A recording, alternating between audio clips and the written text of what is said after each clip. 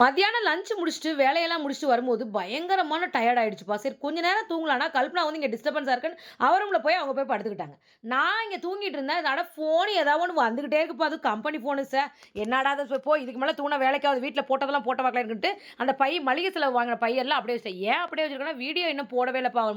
2 நாள் ஆகுது. டைமே இல்ல. சரி அதெல்லாம் எடுத்து ஒதுக்கி வச்சுட்டு, வீட்ட நல்லா ஃபர்ஸ்ட்டு சுத்தமா கூட்டி, குப்பைய அள்ளி போட்டுட்டு, பாத்திரத்தெல்லாம் கழுவி எடுத்து வச்சுட்டு, அடுப்பெல்லாம் துடைச்சுட்டு, கழுவுன பாத்திரம் எடுத்து அடுக்கிட்டேன். இன்னைக்கு நைட் என்ன டின்னர் பண்ணலான்னு யோசனை பண்ணிக்கிட்டே இருந்தேன். அதுக்குள்ள ஒரு பிளாக் காஃபி ஒரு ஸ்பூன் கீ போட்டு நல்லா மிக்ஸ் பண்ணி குடிக்கலாம். கொஞ்சம் ரிலாக்ஸ்டா இருக்கும்னு சொல்லி குடிச்சிட்டு, ஒரு டம்ளர் அரிசிய ஊற வச்சுட்டு என்ன பண்ணலாம்? ஏன்னா சோறு தாங்க. வீட்டு சோறு தின்னலனா ஒண்ணுமே வேலைக்கு ஆகாது. விசில்னா? விஜய். விசில்னா விஜயா? என்ன? டேய் விசிலா? Super, super.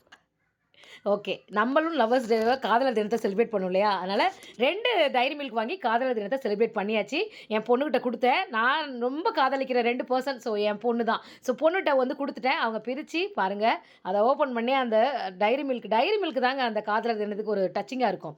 சரி பாருங்க, அவங்களுக்கும் கொஞ்சம் ஊட்டிட்டு, நானும் வந்து சாப்பிட்டேன். எங்களோட காதலர் தினம் இப்படி தான் போச்சு. உங்களோட காதலா எப்படி போச்சுன்னு கமெண்ட்ல